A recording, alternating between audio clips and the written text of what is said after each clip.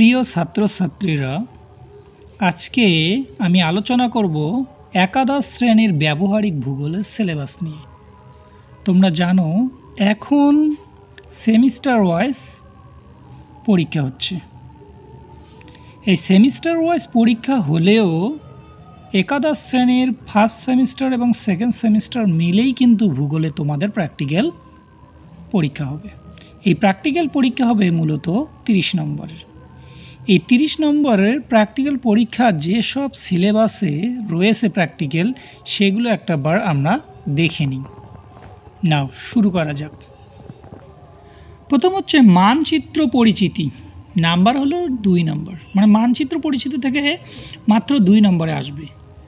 এইখানে মানচিত্রের সংজ্ঞা আছে সিলেবাসে, তারপরে উপাদান বা উপকরণ, এর শ্রেণীবিভাগ এবং ব্যবহার, যে কোনো একটা 2 নম্বরই প্রশ্ন আসতে পারে। প্রশ্ন আসবে, সেটা তোমাকে অ্যান্সার করতে হবে।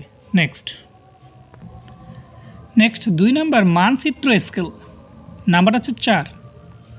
এখানে কী কী আছে? স্কেলের সংজ্ঞা, স্কেলের শ্রেণীবিভাগ, লৈখিক স্কেল, তারপরে রৈখিক স্কেল, তুলনামূলক স্কেল, কৌণিক স্কেল এবং ভার্নিয়ার স্কেল, এগুলো হচ্ছে সিলেবাস। কিন্তু এর মধ্যে পরীক্ষার সময় তোমাকে একটা আঁকতে হবে, সেটা রৈখিক স্কেল। এই রৈখিক স্কেল তোমার আঁকতেই হবে, আর বাকিগুলোর এগুলো ধারণা একটু করে নিতে হবে। এগুলো করে তোমাদের একটু করে ধারণা নিলেই হয়ে যাবে। নেক্সট 3 নাম্বার মানচিত্র অভিক্ষেপ। এই মানচিত্র অভিক্ষেপের নাম্বার আছে 5 নাম্বার। কী কী রয়েছে মানচিত্র অভিক্ষেপে? মানচিত্র অভিক্ষেপের সংজ্ঞা রয়েছে, শ্রেণীবিভাগ রয়েছে, তারপর মেরুদেশীয় জেনিথাল স্টিরিওগ্রাফিক অভিক্ষেপ, এক প্রমাণ অক্ষরেখা বিশিষ্ট সহজ সংখ্যক অভিক্ষেপ এবং মার্কেটর্স অভিক্ষেপ। এই 3টা অভিক্ষেপের মধ্যে তোমাদের আসবেই, এই 3টাই তোমাকে ভালো করে করতে হবে। এই 3টা ক্ষেত্রে অভিক্ষেপের ক্ষেত্রে একটা জিনিস বলে দেই, এটা কিন্তু তোমাদের সিলেবাসে আছে ম্যাথমেটিক্যালি। আমি তোমাদের ম্যাথমেটিক্যালি এবং গ্রাফিক্যালি দুটাই করে দেব, ঠিক আছে? একটু তোমরা এই পেজের সঙ্গে থাকো। নেক্সট 4 নাম্বার ভূপ্রাকৃতিক মানচিত্র বর্ণনা, নাম্বার আছে 6। কী রয়েছে? প্রদত্ত মালভূমি অঞ্চলের ভূবৈচিত্র্য সূচক মানচিত্র থেকে 12 থেকে 15 সেমি দৈর্ঘ্যের প্রস্থচ্ছেদ অঙ্কন করে বিভিন্ন ভূমিরূপ চিহ্নিত করো। তারপর চলে আসো ভূবৈচিত্র্য সূচক মানচিত্রের বর্ণনা, ভূপ্রকৃতি, নদ নদী, জনবসতি, স্বাভাবিক উদ্ভিদ, পরিবহন ও যোগাযোগ ব্যবস্থা, এগুলোকে এগুলোর বর্ণনা তোমাকে করতে হবে। তারপর আছে ট্রানজেক্ট চার্ট। এই ট্রানজেক্ট চার্টও রয়েছে তোমার এই ভূপ্রাকৃতিক মানচিত্রের বর্ণনায়, ঠিক আছে? ভালো করে করতে হবে এগুলো। নেক্সট 5 নম্বর হচ্ছে মানচিত্র বর্ণনা, নাম্বার হচ্ছে 4।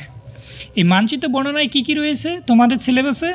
বায়ুর চাপের অবস্থান, নেক্সট বায়ু প্রবাহের অবস্থান, তারপর রয়েছে আকাশের অবস্থা, তারপর মেঘাচ্ছন্নতা, তারপরে বৃষ্টিপাত।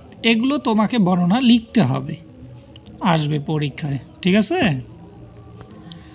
তারপর 6 নম্বর পোস্টার প্রস্তুতি ও উপস্থাপন, 2+2 = 4 নম্বর, মানে 2টা 2 নম্বরই আসবে আর 2টা 2 নম্বর আর কি, ঠিক আছে? টোটাল 4 নম্বর। পোস্টারটা কি সংজ্ঞা আসবে, আসলে পোস্টারটা কীভাবে তৈরি করা হয় বা উপস্থাপন করা হয়। কী আছে? পোস্টার সাধারণত একটি বড় মাপের কাগজে প্রস্তুত করতে হয়, যাতে একই পৃষ্ঠায় সমগ্র বিষয়টি উপস্থাপন করা যায়। এর মধ্যে কি কি থাকবে তাহলে এই পোস্টারের ক্ষেত্রে? দার্জিলিং হিমালয়ের ধস, বাঁকুড়া ও পুরুলিয়ায় খরা, সুন্দরবন অঞ্চলে বন্যা, এই 3টে পার্টের মধ্যেই পোস্টার কিন্তু উপস্থাপন করতে হবে তোমাদের। তোমরা এটা তোমাদের স্যারের কাছে ভালো করে বুঝে নিও, আর যদি না হয় আমার পেজের সঙ্গে থাকবে কিভাবে পোস্টার ম্যাপ তৈরি করা লাগে, সমস্ত কিছু আমি ভিডিওর মাধ্যমে দিয়ে দেবো, ঠিক আছে? তারপর 7 নাম্বার হচ্ছে ব্যবহারিক ভূগোল খাতা ও মৌখিক পরীক্ষা। ব্যবহারিক ভূগোল খাতা রয়েছে 3, মৌখিক পরীক্ষা রয়েছে 2, এই টোটাল 5 নাম্বার। এই টোটাল তোমাদের 30 নম্বরের আমি সিলেবাসটা দিলাম।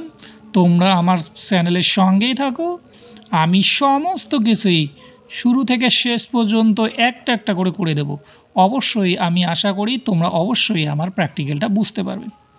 এই ভিডিওটি দেখার জন্য তোমাদের সকলকে ধন্যবাদ এবং তোমরা আমার চ্যানেলে সাবস্ক্রাইব বা ফলো করিও, লাইক এবং শেয়ারও করিও, আমার এই পেজের সঙ্গে থাকো।